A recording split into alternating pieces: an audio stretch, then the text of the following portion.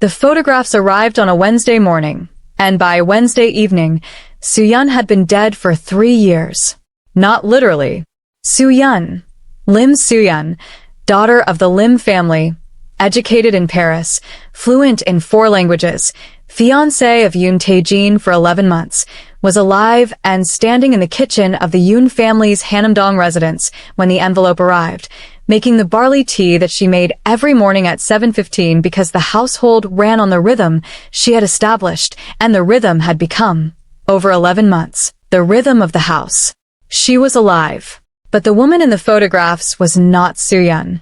The woman in the photographs was someone who had been living inside Soo-yeon's life for 3 years, and finding out the difference between those 2 women was the moment that everything she thought she knew about herself and the man she was going to marry began to come apart. The envelope had been addressed to her. Not to the house, to her, by name, delivered through the household's private post system that only people with direct knowledge of the family's internal routing used.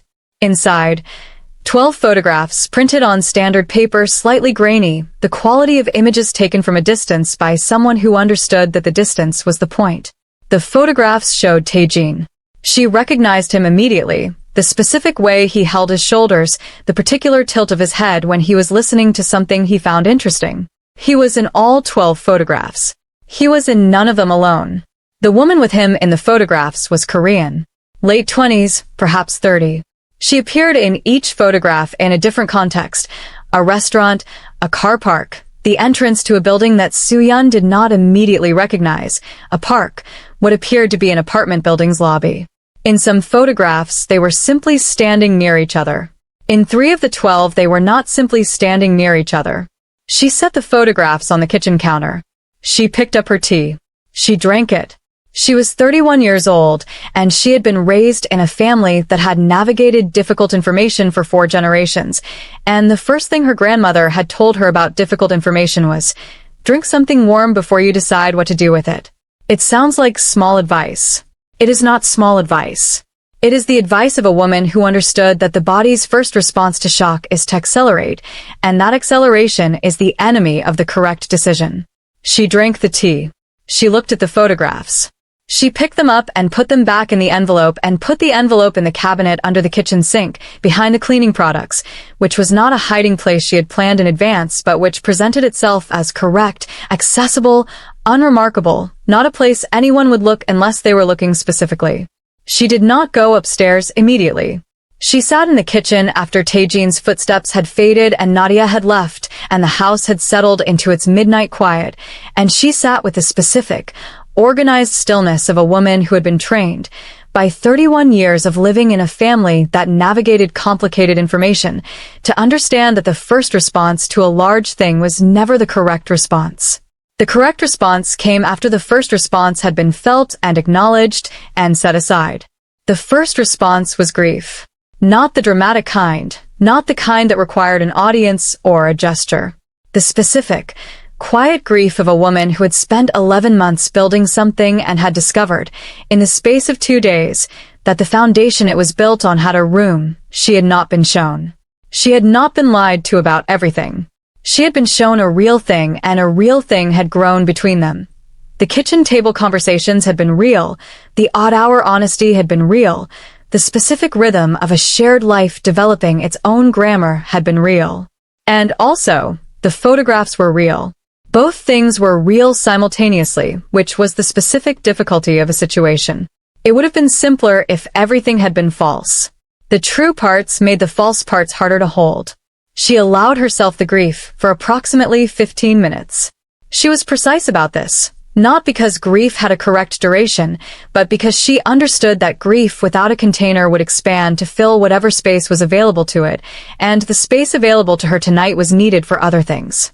15 minutes. She sat with it. She felt it. She set it down. Then she picked up Nadia's folder and went through it page by page. The legal framework was thorough. Nadia had prepared it with the specific, careful precision of someone who had spent years building documents that needed to hold up under pressure, and it held up. The engagement agreement, which the Lim family's lawyers had negotiated with the Yoon family's lawyers 11 months ago, had a dissolution clause that protected Soo-yeon's family's financial position in the event the engagement ended for cause. The cause documentation would need to be assembled carefully, but the photographs alone, 12 of them, with timestamps and location data, constituted sufficient grounds. The settlement terms would require negotiation, but the legal position was clear. She read through the framework twice. She made 3 notes in the margin, questions she would need answered before the conversation with her family. She put the folder on the table. She looked at the ceiling. She thought about her grandmother. Her grandmother, Madam Lim Hye-sun, had navigated 3 generations of the family's complicated adjacency to power with a combination of absolute clarity about what was important and absolute flexibility about what wasn't. She had once told Soo-yeon. Soo-yeon had been 17, old enough to understand and young enough to need to be told, that the most dangerous thing a woman in their position could do was confuse the house with the life. The house is where you live, she had said. The life is what you build inside it. They are not the same thing, and when the house needs to change, the life is what you carry with you. She thought about carrying. She thought about what she was going to carry from this, and what she was going to leave. She was going to carry the 11 months of rhythm, which had taught her something real about what she was capable of building. The legal framework, which was protection she had earned by paying attention. The photographs, which were evidence she had chosen to understand rather than manage. The conversation with Tae-jin, which had been more honest than most conversations she had had in 11 months, and which had told her, despite everything, more truth about who he was than the 11 months had. The specific, complete understanding of what the Yoon family structure was and how it operated, which was information that had value she had not yet fully identified. She was going to leave. The house in Hannam-dong, which was a beautiful house and was not her house. The engagement, which had been a real thing and was no longer the right thing. The wedding plans, which had been organized with her characteristic thoroughness and which she was going to hand over to whoever needed to handle the unwinding of them with the same thoroughness. The version of her future that had been contingent on Tae-jin being the person she had thought he was, which was not the same as not having a future. It was a specific version of a future. She was letting go of a version. She sat with this until 1 in the morning. Then she put the folder in her bag. She went to the east wing. She got into the bed that was not her bed in the room that was not her room, and she looked at the ceiling and she thought about what her grandmother had said about the house and the life. She thought, the life is what you carry. She thought, I'm ready to carry it. She closed her eyes. She slept. In the morning she woke at 6, which was her natural hour, and lay still for a moment in the east wing light and thought about the day ahead. Then she got up. She washed her face. She went downstairs. She put the kettle on. The kitchen felt different in the morning light than it had at midnight. Not better or worse, different, the way places feel when you have spent the night somewhere that is adjacent to a large decision and have woken up on the other side of the night from it. She made the tea. She made it the way she always made it, the same temperature, the same steep time, the same cup, because some things were worth maintaining even in the middle of everything changing. She sat at the table. She looked at the envelope, which was still on the table where she had left it the night before. She picked it up. She opened it. She took the photographs out one more time and looked at them with the morning light and the clarity of a night's sleep and the specific, useful distance of having already made the decision. She looked at the woman in the photographs. She looked at Mirae, at the face of a woman who had spent 3 years in an invisible arrangement and 2 years asking to be acknowledged, and had finally received the acknowledgement, last night, through a phone call that had come because someone else had forced the situation.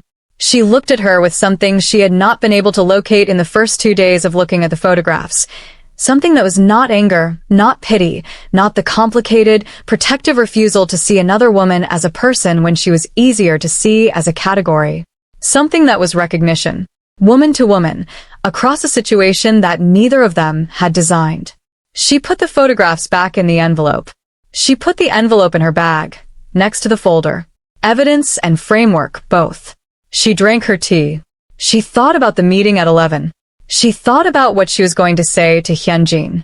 She thought about the piece she had not yet seen, which was still there, still waiting, still just beyond the edge of what the available information had revealed. She thought, I will see it at 11. Whatever it is, I will see it then. She was right. She saw it at 11. She went upstairs. She got dressed. She came back down. She made a second cup of tea. She thought about who had sent the photographs and why. She thought about who had access to the household's private post routing and what it meant that the photographs had come that way rather than anonymously through the standard post. She thought about the woman in the photographs, who she was, what her presence meant, what 11 months of an engagement looked like from the outside when the man at its center was also present, in 12 photographs, with someone else. She thought about Tae-jin. Yoon Tae-jin was 34 years old and the second son of the Yoon family, which was a designation that in most families would mean something straightforward, and in the Yoon family meant something considerably more complicated. The Yoon family was not a family in the ordinary sense. It was a structure, financial, social, and in certain chambers of Korean business and political life, something that required other words that were used carefully and not in print. Tae-jin was the second son, which meant he was the visible son, the one presented in the financial publications, the one who ran the legitimate face of the Yoon Group's portfolio. His older brother Hyunjin was not presented anywhere. Hyunjin's function in the structure was not the kind that was presented. She had known this when she accepted the engagement. Her family had known it. The Lim family had been adjacent to the Yoon structure for 2 generations, close enough to understand what they were adjacent to, careful enough to maintain the position that allowed them to claim, if required, that they were simply a financial partner. She had been raised in that careful space, and she had understood, when the engagement was arranged, that she was marrying into a family that had a visible face and an invisible one, and that her role was to be part of the visible face. She had accepted this. She was a practical woman, and she had made a practical assessment, and she had agreed to it. What she had not agreed to was the photographs. She finished the second tea. She put the cup in the sink. She looked at the cabinet under the sink. She looked at the kitchen, which was her kitchen in the specific sense that she had organized it and maintained it and made it into the functioning, beautiful space it was. She looked at the house, which was becoming her house in the specific sense that the rhythm was her rhythm and the flowers were her flowers and the household staff knew her preferences and her schedules and the things she required. She thought, I need to find out who sent those photographs before I decide what to do about what's in them. She thought, I need someone I trust. She called Nadia. Subscribe right now. Because who Nadia is changes everything about what happens next. Nadia Ose had been Soo-yeon's closest friend for 9 years, since the year they had both been enrolled in a cultural exchange program in Paris that had, in the way of such programs, thrown together 2 women from very different backgrounds and discovered that very different backgrounds sometimes produced very similar ways of being in the world. Nadia was Ghanaian, the daughter of a Kumasi businessman, educated in London and Paris, currently living in Seoul as an international trade consultant with offices in Gangnam. She was 30 years old and had the specific, alert quality of someone who processed information rapidly and completely and did not share the processed output with anyone who hadn't earned the right to receive it. She was also, Soo-yeon understood when she called her, the person who had the specific skill set this situation required. Because Nadia, before trade consulting, had spent 4 years working for a Geneva-based investigative firm that specialized in corporate intelligence. She did not advertise this. She did not hide it either. It was part of the architecture of who she was, and she treated it accordingly. Soo-yeon said when Nadia answered, I need you to come to the house. Now. Nadia said, I'm 20 minutes away. Is it urgent or very urgent? The second one, Soo-yeon said. Nadia arrived in 18 minutes. She came through the side entrance that Soo-yeon had texted her the code for, which bypassed the household staff's awareness. She came into the kitchen and looked at Soo-yeon and said, Tell me. Soo-yeon took the envelope from under the sink. She put it on the kitchen table. Nadia sat down. She looked at the photographs with the careful, systematic attention of someone who has been trained to look at things rather than simply see them. She went through all 12. She turned several over, checking the backs. She held 2 of them up to the kitchen light. She put them down. She said, When did these arrive? This morning, Soo-yeon said. Through the private post. Nadia looked at her. Through the private routing. Yes. Which means someone with internal access sent them. Yes. Nadia looked at the photographs again. She picked up the one that showed the building entrance, the one that Soo-yeon had not immediately recognized. She looked at it for a moment. I know this building, she said. It's on Itaewon-aro, mixed residential and commercial. The upper floors are private apartments. You've been there? Soo-yeon said. I've had reason to know what it is, Nadia said. She set the photograph down. She looked at Soo-yeon directly, with the full, uncushioned directness that was her primary mode and which Soo-yeon had valued for 9 years precisely because it never softened the truth into something more comfortable than the truth. The building is associated with Yoon family interests, specifically with the side of the Yoon family's interests that does not appear in any corporate filing. Soo-yeon was very still. Hyunjin sighed, she said. Yes, Nadia said. They sat with that for a moment. The woman in the photographs, Soo-yeon said. Do you know who she is? Nadia looked at the photographs again. I don't recognize her, she said. But I can find out. Give me 24 hours. I also need to know who sent these, Soo-yeon said. That's a different question, Nadia said. And more important, the photographs tell you what they tell you, but the person who sent them is the one shaping how and when you find out. Someone is managing this situation.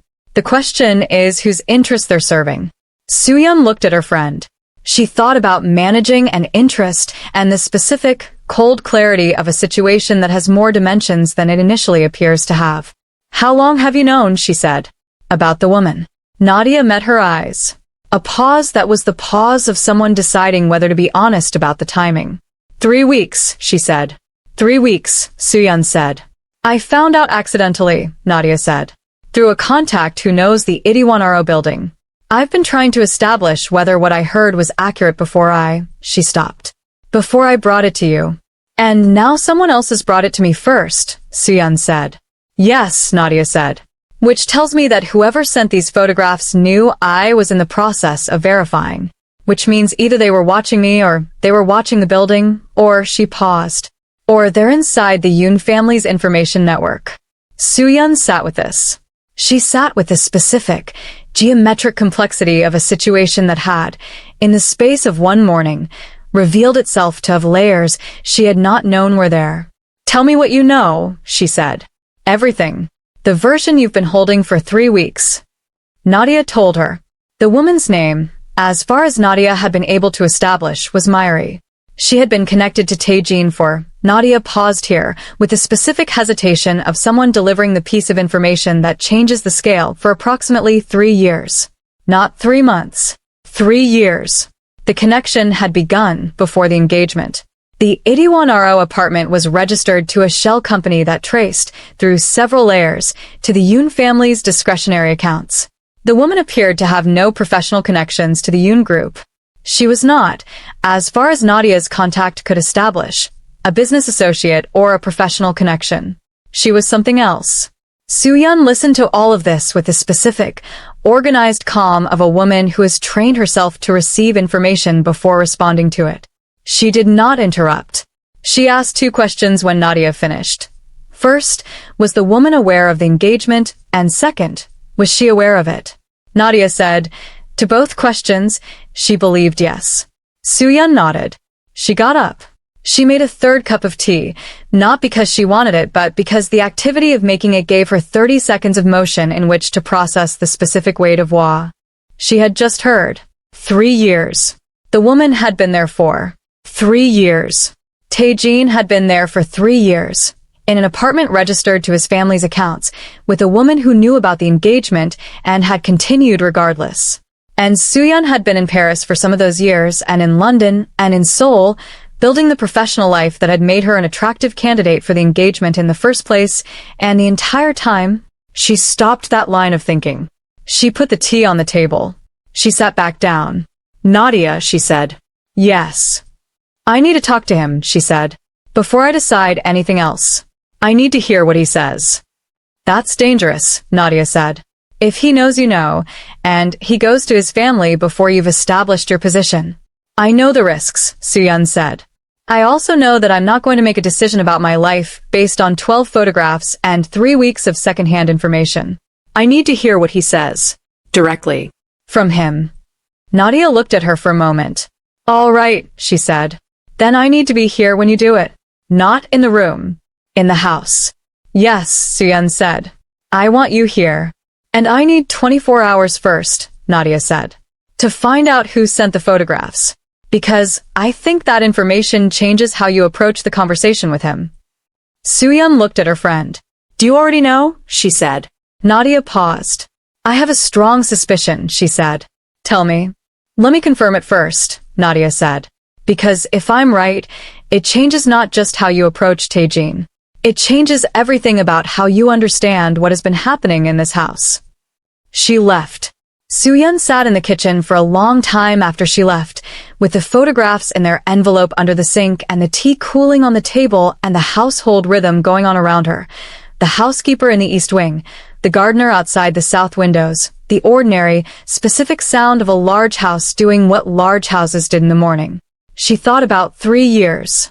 She thought about the engagement party 11 months ago, where Tae-jin had looked at her across the room with the specific attention of a man who is deciding something and has decided it.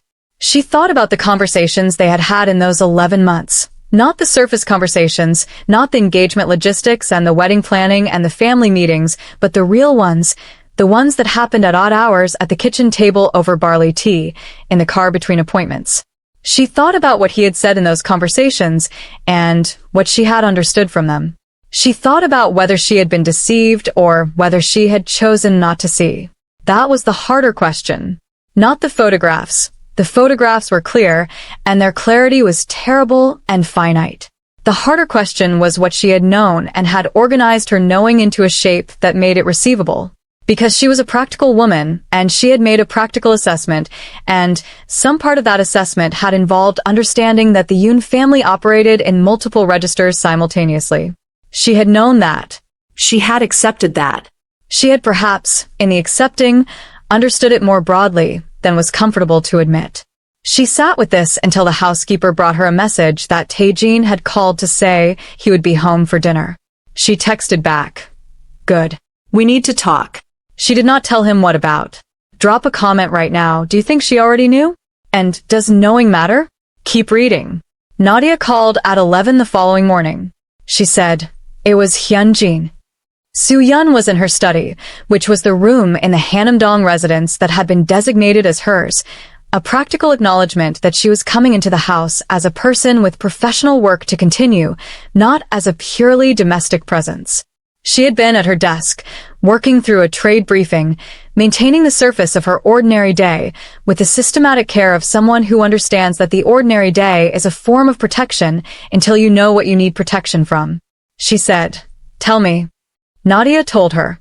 The routing for the private post had been traced, not officially, not through channels that could be used formally, but through the specific, quiet intelligence network that Nadia had maintained from her Geneva years, and that was, in this context, more useful than anything official could have been. The envelope had originated from within the Yoon family's internal communication system, specifically from a terminal associated with Hyunjin's private office on the 3rd floor of the Yoon family compound in Songbuk-dong. Hyunjin sent me the photographs of his own brother, Soo-yeon said. Yes, Nadia said. Why? 3 possibilities, Nadia said, with the systematic precision of someone organizing a complex information problem. First, he genuinely believes you deserve to know and is acting on your behalf. This is the least likely, given what I know of Hyunjin.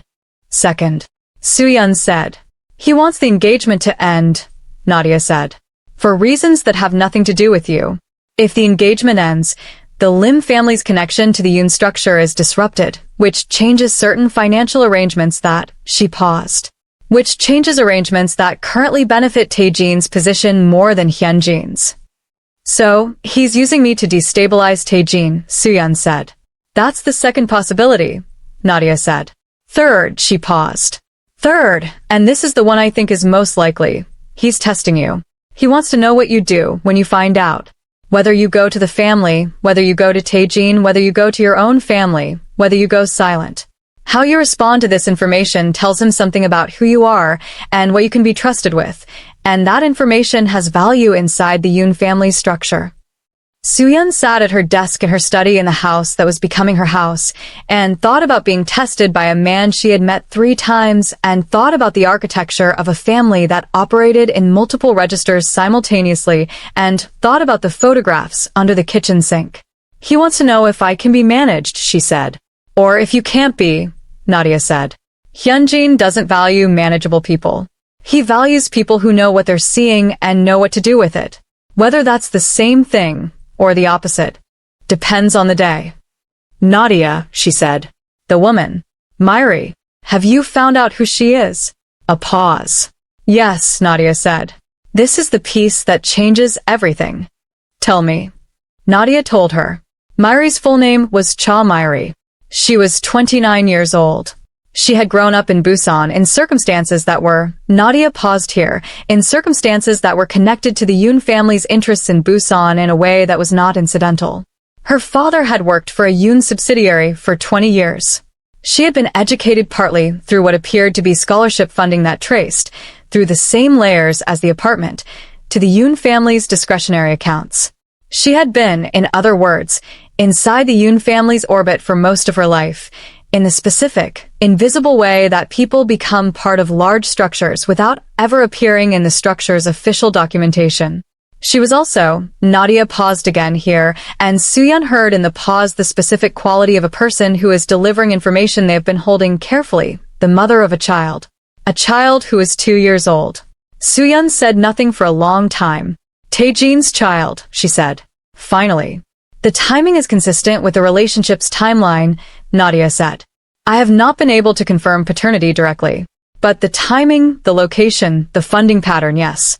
The probability is high. Soo-yeon looked at the wall of her study. She thought about 11 months of engagement. She thought about a 2-year-old child in an Itaewon-ro apartment registered to a Yoon shell company. She thought about the wedding that was scheduled for 4 months from now, which she had been planning with the methodical care she brought to everything, which had consumed a significant portion of the last 11 months, which was going to happen in this house, in this family, with this man. She thought about the tea. She thought about her grandmother's advice. She thought about decisions made from the correct temperature. She said, "When is Tae-jin home tonight?" "You said dinner," Nadia said. 7, she said. "Be here at 6. I want you in the house when I talk to him." "Yes," Nadia said. Soo-yeon. "Yes. Whatever happens tonight, your position needs to be established before it becomes a crisis that other people are managing for you. You are the one who controls the timing and the terms of what comes next. Not Hyunjin, not Tae-jin, not your family or his family. You." She paused. "You understand this?" "Yes," Soo-yeon said. "I understand this." She hung up. She put her phone on the desk. She looked at the trade briefing she had been working on. She looked at the wall. She looked at her hands, which were, she noted with the specific, clinical awareness of someone checking her own instruments, completely steady. She picked up the briefing and went back to work. This is what it meant to be raised in the Lim family. Not the wealth, not the connections, not the specific social architecture of 4 generations in proximity to power. This, the ability to hold a very large thing in one hand and continue working with the other because the work was real, and the very large thing required a clear head, and a clear head required the work to continue. She worked until 6. Subscribe because the conversation at 7 is going to change everything. Stay right here. Nadia arrived at 6 with the specific, prepared quality of someone who has spent the day building the framework for a difficult evening. She came with a small folder of documents that she put on the kitchen table without explaining, and she made tea. Soo-yeon's tea, the exact way she had seen it made 100 times over 9 years, and she sat down and said, "Tell me what you're going to say to him." Soo-yeon sat across from her. "I'm going to tell him I know," she said.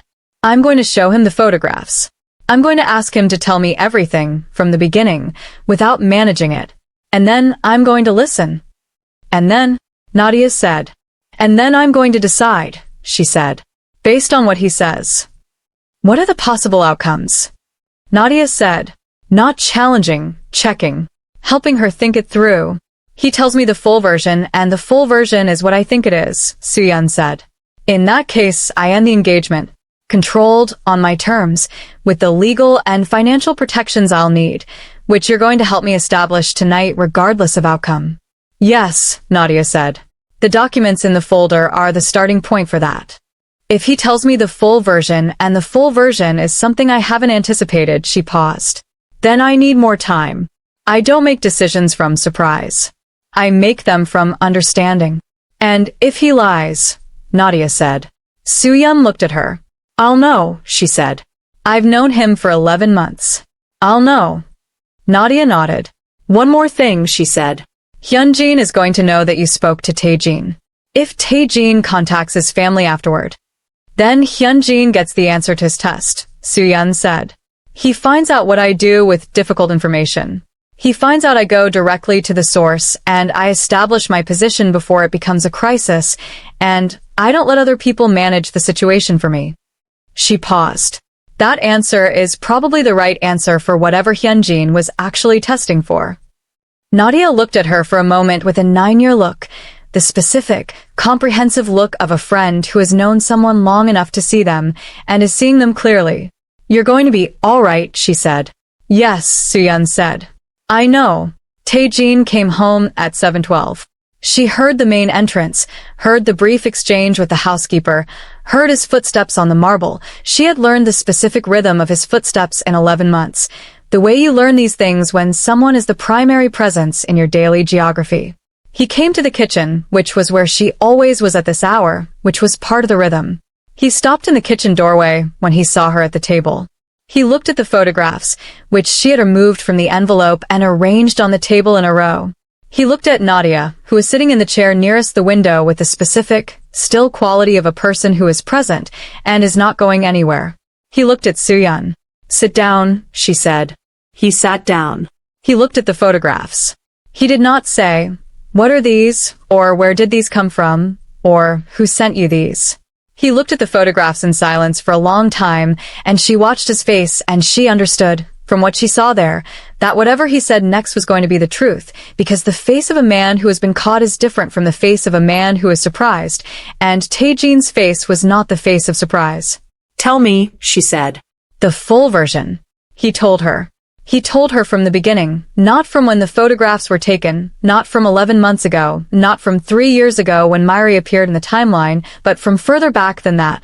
He told her from the moment in the Yoon family succession planning, 8 years ago, when he had understood for the first time the full scope of what being the second son meant. Not the visible face, he had always known that. The other part, the part that required the visible face to be visible enough to function as cover for everything else. Hyunjin ran the invisible side. Tae-jin was Hyunjin's cover. He had understood this at 26 and had spent 8 years being it, and somewhere in those 8 years he had made a decision about what the cost of being it would be.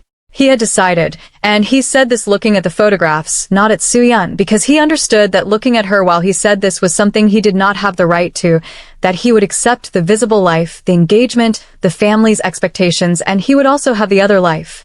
Not because he thought this was acceptable, because he did not know how to say no to the family structure, and he did not know how to say no to Mirae, and he had made a decision to manage both simultaneously. That was not a decision about honesty. Mirae, he said. He looked up when he said her name. He looked at Soo-yeon. He looked at her with the specific, direct quality of someone who has decided that whatever comes after this conversation, they're going to say the true thing in it. Mirae had grown up in the Yoon family's orbit. She had not chosen that. She had not chosen any of the circumstances that had placed her inside the structure, and she had not chosen to love him, which was what she did, which was also what the situation was. He had not chosen to love her. It had happened inside a situation he had not created and could not fully control. He was aware that this did not make it acceptable. He said, "The child is mine. His name is June. He is 2 years old. He is," Tae-jin said very quietly, the thing that had made him understand, when June was born, that he could not continue to maintain both lives indefinitely. He had known it for 2 years. He had not known how to act on it. Soo-yeon listened to all of this. She listened with the full, organized quality of her attention, and she did not interrupt, and she did not allow her face to do more than the minimum required to keep the conversation moving forward. When he finished, she said, "The engagement." "Yes," he said. "You were going to tell me." He looked at the table. "I was working toward it," he said. "When," she said. A pause. The honest pause of someone who does not have a clean answer. "I don't know," he said. "That is the honest answer. I was managing it. I was building toward telling you. I did not have a timeline." She looked at him for a long moment. She thought about managing and timelines and the specific, tired architecture of a person who has been running two lives and has not had the courage to choose between them. She said, "The photographs. Hyun-jin sent them." He looked up. Something moved through his expression. "Yes," he said. After a moment, "I suspected. You suspected your own brother would do this." "Hyun-jin operates in his own interest," he said. "He always has. The engagement gives me a stability that changes my position relative to his. He doesn't want that." He paused. "He also wants to know what you'll do. That's how he thinks." "I know what he wants," she said. "I've been thinking about it since yesterday morning." She looked at the photographs on the table. Tae-jin. He looked at her. "I'm going to end the engagement," she said. "That decision is made. I'm not telling you so that you can respond to it. I'm telling you because you deserve to hear it from me directly rather than through your family." He was very still. "Yes," he said quietly. "I'm going to end it on my terms and my timeline," she said. "I'm going to work with Nadia on the legal and financial framework first, and then I'm going to speak to my family, and then I'm going to speak to yours. This is going to be done correctly, and it is going to be done in a way that protects my family's position and does not become a spectacle." She paused. "I need you to not contact Hyun-jin before I've spoken to my family. I need you to give me 1 week." He looked at her. "Yes," he said. "Whatever you need." "There's one more thing," she said. He waited. "The child," she said. "June. He exists. That doesn't change because the engagement ends. Whatever arrangement you make for him and for Mirae needs to be real, and it needs to be permanent, not managed. Real." She paused. "I'm saying this because I know the Yoon family's instinct will be to minimize it, and I'm telling you now, while I still have some standing in this house, that minimizing a 2-year-old's existence is not something I will be silent about if you do it." He looked at her. Something moved through his face that was not the caught face and not the confessing face, something older and more complicated. "Yes," he said. "I know." "Do you?" she said. "I have known," he said quietly, since the day June was born, that I was going to have to make a real decision. I have been failing to make it. You are, he stopped. He found the word. You are making it easier. By being exactly who you are. She looked at him for a long moment. She thought about 11 months. She thought about the kitchen table conversations and the real ones, the ones at odd hours, and she thought about whether those had been real or whether they had been the visible life performing itself. She thought they had been real. She thought that was the most complicated part of this, not the betrayal, which was clear and terrible and finite. The complicated part was that the man across from her was not entirely the man she had thought he was, and was also not entirely not that man. He was both in the specific, exhausting way that people who have been living double lives are always both. "Go upstairs," she said. "I'll sleep in the East Wing tonight. We'll speak again in the morning." He stood up. He looked at the photographs on the table. He looked at Soo-yeon. He said, "I'm sorry." "I know," she said. "Go upstairs." He went. She listened to his footsteps on the marble, the same rhythm she had learned in 11 months, going up and away. She sat in the kitchen with Nadia and the photographs and the tea that had gone cold. Nadia said nothing for a moment. Then, "You were extraordinary." "I was practical," Soo-yeon said. "There's a difference." "Sometimes they're the same thing," Nadia said. Soo-yeon looked at the photographs. She picked them up, one by one, and put them back in the envelope. She put the envelope on the table in front of her rather than under the sink. It belonged on the table now. She had looked at it. She had acted on it. The hiding place was no longer necessary. "The framework," she said. "Walk me through it." Nadia opened the folder. They worked until midnight. When they finished, Soo-yeon had the legal structure of her exit from the engagement established, the financial protections documented, the timeline of the necessary conversations mapped. She also had, from the conversation with Tae-jin, something she had not expected to have, the full version. Not the version she had been afraid of, not the one that required her to have been deceived entirely, but the full version, which was more complicated and more human and harder to organize than the simple version would have been. She sat with it until Nadia left. She sat in the kitchen alone with the cold tea and the envelope on the table and the house settling around her into the specific quiet of midnight. She thought about Hyunjin. She thought about what she was going to do with the knowledge that Hyunjin had sent the photographs and what her response to the photographs told him about who she was. She thought about his test. She thought about what the correct answer to his test looked like and whether the correct answer was the one she had given or whether there was a version in which the correct answer produced something different from an ended engagement. She thought about Mirae. About Cha Mirae, 29 years old, who had grown up in the Yoon family's orbit without choosing it and who had a 2-year-old son named Yoon and who had been in 12 photographs and in an apartment registered to a shell company and who was... Soo-yeon held this carefully. Not her enemy. Not the person who had done wrong. Mirae was in the middle of a structure she had not designed, the same way Soo-yeon was in the middle of a structure she had not designed, and the person who had designed neither of their situations but had placed them both and it was not in the photographs. She thought about the Yoon family's structure. She thought about visible faces and invisible ones. She thought, there is something I am not seeing. There is a piece of this that has not arrived yet. She slept in the East Wing. She woke at 6. She made tea. At 7:30 Nadia called. She said, Hyunjin wants to meet you. Soo-yeon put her tea down. When? This morning, Nadia said. 10 o'clock. He suggested the Yoon family compound. No, Soo-yeon said. Neutral ground. The Grand Hyatt lobby. 11. A pause. He'll agree to that, Nadia said. I know, Soo-yeon said. Tell him. She dressed. She went downstairs. Tae-jin was in the kitchen. She had not expected him there. She had expected him to have the awareness to be elsewhere in the house at 7 in the morning. He was at the table with his own tea and the specific, compressed quality of a man who has not slept and has been sitting with what he did not sleep with. He looked at her when she came in. He said, I called Mirae last night. She looked at him. I told her, he said, the full situation. That the engagement is ending. That, he stopped. That I should have told her months ago what I was telling her.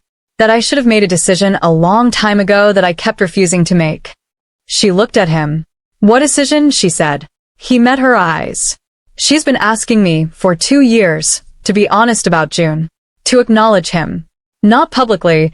She's not asking for the structure to accommodate her. She understands the structure. But honestly, to acknowledge that he exists and that she exists and that what is between us is real and is not going to resolve itself by continuing to be invisible. He paused. I have been managing that request the same way I manage everything. I was wrong too. Soo-yeon sat down at the kitchen table across from him. She thought about what he had just said. She thought about Mirae asking for honesty for 2 years. She thought about the structure and the invisible and the specific, daily cost of being part of something that refuses to see you. You told her last night, she said. Yes, he said. She said. He stopped. He looked at the table. She said thank you.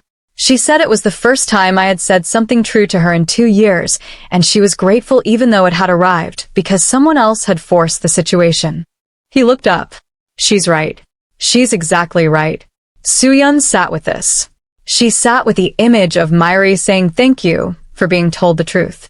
She sat with the specific, quietly devastating picture of a woman who had spent 2 years asking for honesty and had received it only when the visible life had arrived at a crisis point.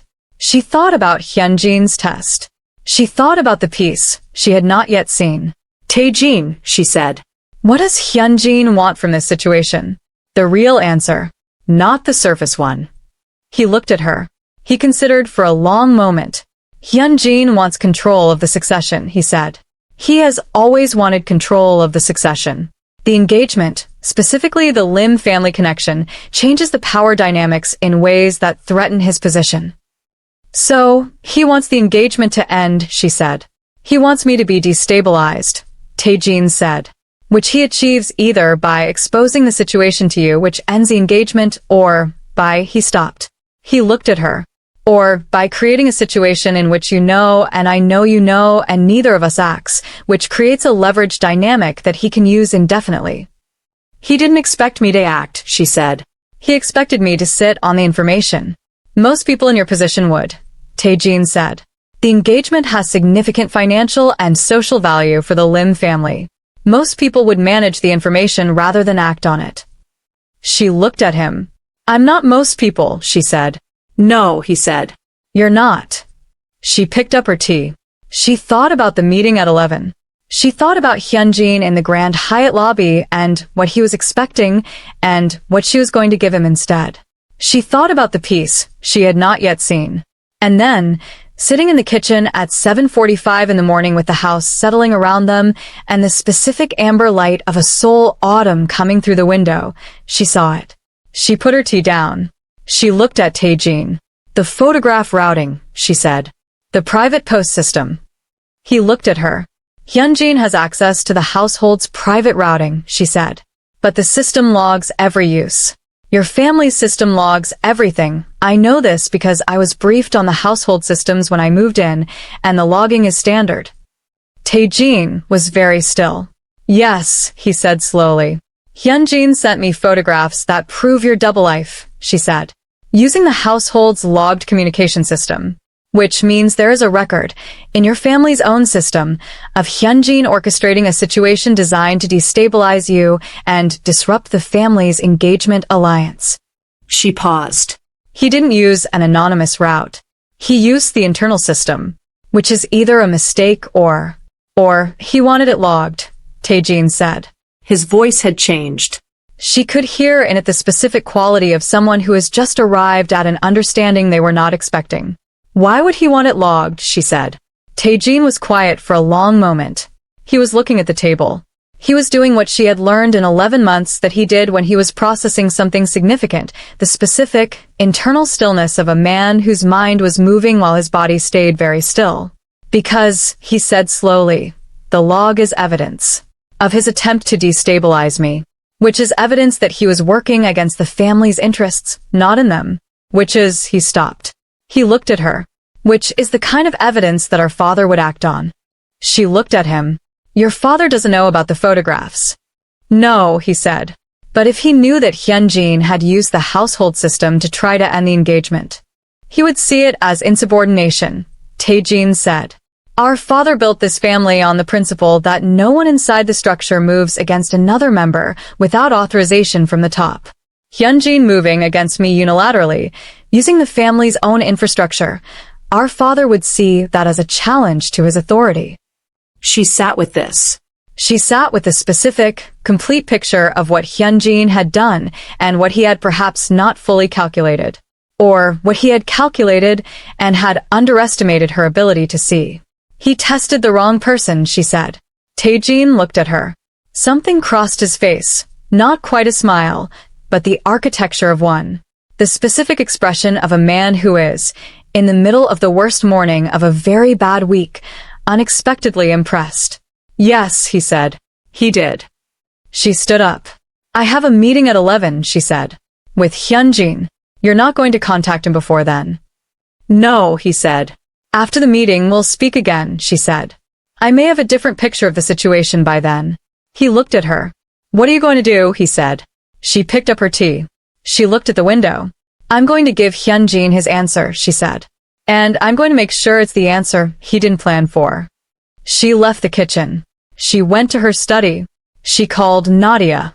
She said, I need you to pull the household communication logs from the private post system. I need the record of the envelope routing from Wednesday morning. And I need it before 11. Nadia said, 30 minutes. Thank you, Soo-yeon said. She sat at her desk. She looked at the trade briefing she had not finished. She picked it up and read the next page. Her hands were steady. The Grand Hyatt lobby was the specific, controlled elegance of a space designed to make power feel comfortable. She arrived at 10:55, which was 5 minutes early, which was how she always arrived when the meeting mattered. She found a chair in the corner where she had the full sight lines of the entrance without being immediately visible from it, which was also how she always positioned herself when the meeting mattered. Hyunjin arrived at 11 exactly. He was 40 years old, which was 6 years older than Tae-jin, and he had the kind of face that had decided at some point that it was not going to perform anything for anyone. He was not handsome in the way that his brother was handsome. He was something else, specifically precisely present, with the compressed authority of a man who has spent 20 years being the invisible one and has decided that the invisibility is a form of power that the visible people will never fully understand. He saw her. He came to her. He sat down. He looked at her with the direct, assessing look. She looked back at him with the same look. "You spoke to Tae-jin," he said. Not an accusation. A data point being confirmed. "Yes," she said. And we had a complete and honest conversation," she said. "Which is what I always prefer." He studied her. "You're ending the engagement," he said. "That's a family matter," she said. "I'm not going to discuss it with you before I've discussed it with the relevant parties." He looked at her. Something moved in his expression, the specific recalibration of someone who had expected a different temperature in the room. "I sent you those photographs," he said. "In case you hadn't determined that." "I had determined it," she said, using the household communication log, which also gave me the timestamp and the originating terminal. She paused. "Which is information I found interesting." A very brief stillness. "Interesting how?" he said. "Interesting in the way that a logged record of a family member using the household system to work against another family member tends to be interesting to the head of a family," she said. "In my observation." He looked at her for a long moment. She held his gaze. The lobby moved around them with the specific, oblivious elegance of a space that hosted many conversations and remembered none of them. "You're not what I expected," he said. "What did you expect?" she said. "Someone who would sit on the information," he said. "Someone who would manage it. Use it as private leverage, but not act on it publicly." "That would have given you an indefinite leverage dynamic," she said. "I prefer finite situations." He was quiet for a moment. "You understand the structure," he said, "of the family." "I was briefed on what was relevant," she said. "And I've spent 11 months learning the rest." "And yet you're ending the engagement," he said. "What I choose to do with my own life and the terms on which I do it," she said, "is not the family's decision. It's mine." She paused. "What I choose to do with the information in that household communication log is also mine." He looked at her. "You're telling me you have something to use," he said. "I'm telling you I have accurate information about what happened," she said. "And that accurate information has more than one possible use. What I do with it depends on what the situation requires." She paused. "And what the situation requires depends on how the conversation we're having right now concludes." The silence that followed was the specific silence of a man reconsidering the architecture of a situation he had believed he controlled. "What do you want?" he said. "Mirae," she said. "And June." He was very still. "The child exists," she said. "The family will acknowledge that, formally and completely. Mirae and June will have legal and financial standing that is documented and permanent. Not managed. Real." She paused. "This is the right thing. And it is also the thing that, if the family refuses, would look, in the context of the communication log, like a family that punishes a woman and child for the consequences of a situation the family created." He looked at her for a long time. "You came here to tell me what the terms are," he said. "I came here," she said, "to have a complete and honest conversation, which is what I always prefer." Another long silence. Then, very quietly, with the specific quality of a man who has encountered something he had not accounted for. Tae-jin chose wrong. Tae-jin made a series of decisions over a long period that were not honest, she said. "That's different from choosing wrong." "I mean," he said, "that he chose the wrong thing to value. He should have." He stopped. He looked at the lobby. He said, almost to himself, "He should have figured out who you were before the engagement." "Yes," she said. "He should have." She stood up. She straightened her jacket. She looked at Hyunjin, who was looking at her with the expression of a man who has run a test and has received an answer he had not expected and is revising, in real time, what the answer means. "The log," she said. "I haven't done anything with it yet. I won't need to if the conversation with your family goes the way it should." She paused. "I'll expect to hear from you by the end of the week." She left. She walked through the Grand Hyatt lobby with the specific, unhurried pace of someone who knows where they are going and has made their peace with the route.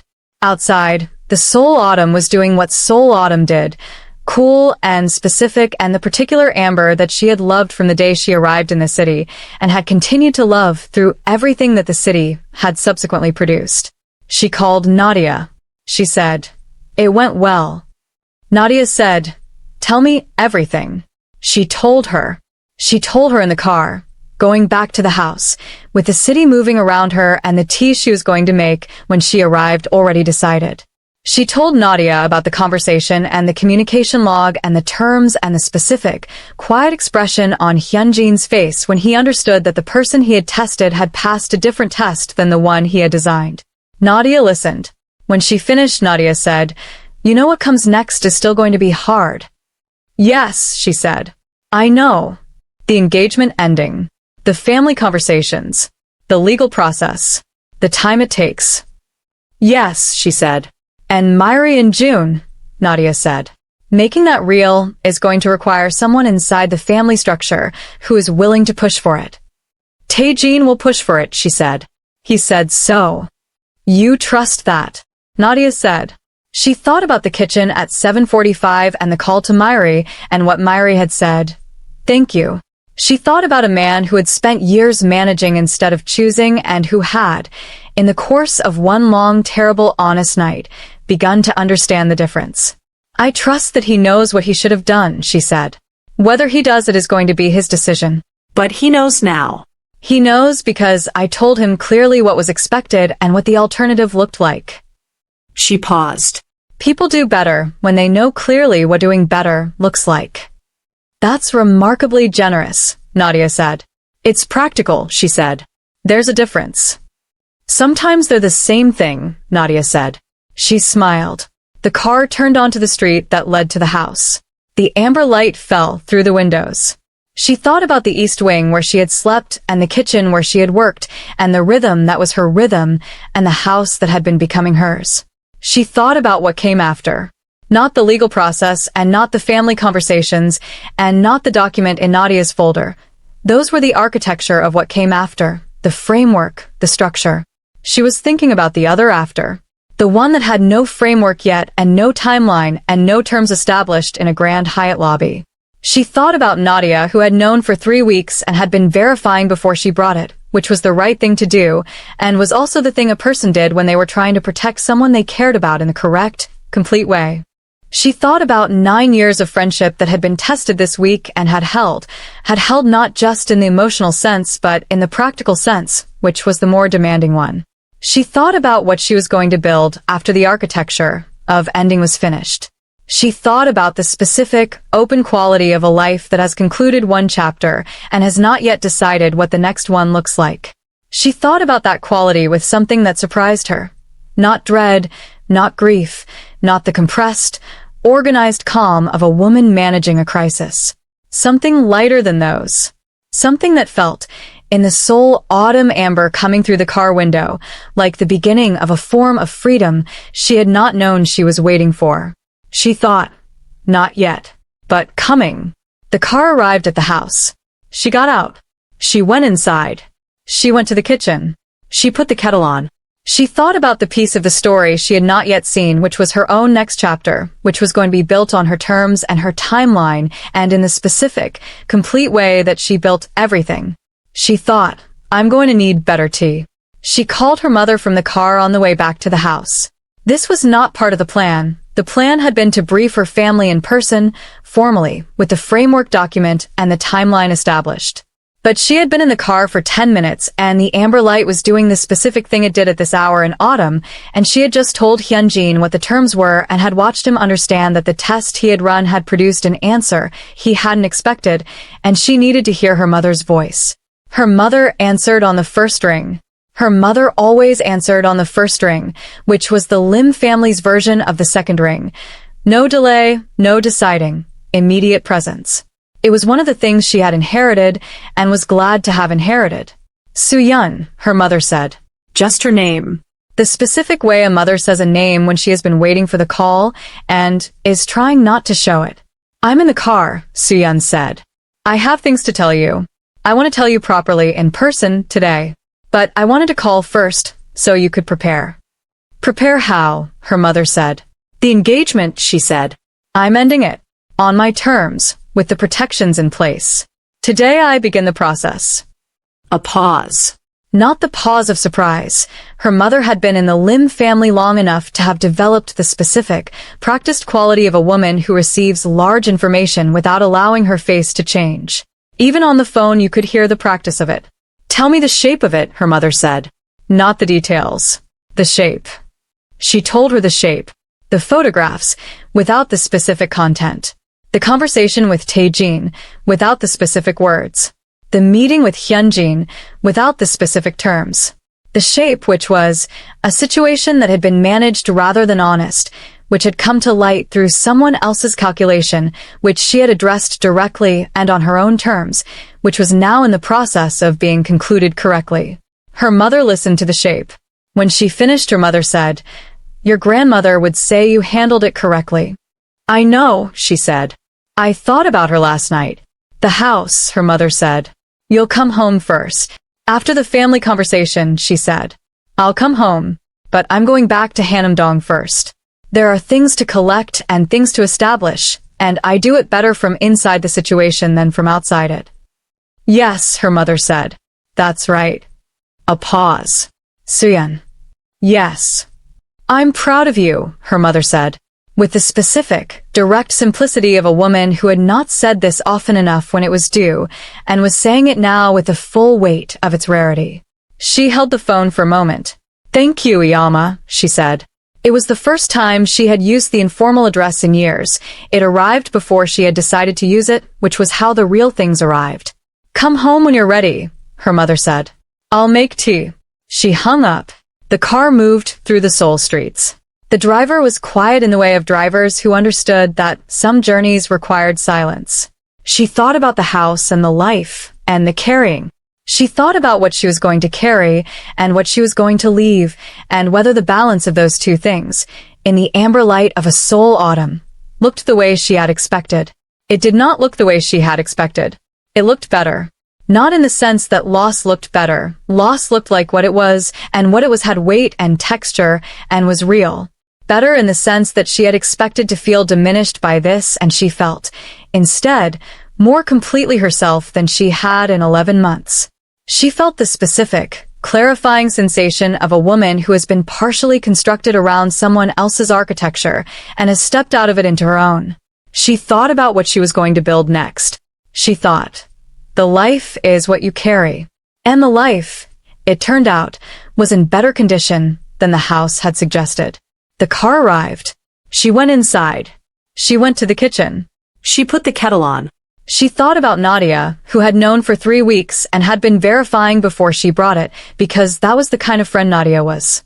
She thought about 9 years of that kind of friendship and what it was worth and how rarely you understood the value of a thing until the moment the thing was required and was present. She thought about what she was going to say to Nadia when she called her back. She thought about the specific, long conversation they were going to have when the architecture of ending was complete and the next chapter had its first blank page. She thought about blank pages. She had not had one in 11 months. She had had plans and timelines and frameworks and schedules and the specific, comprehensive business of building a life inside someone else's structure.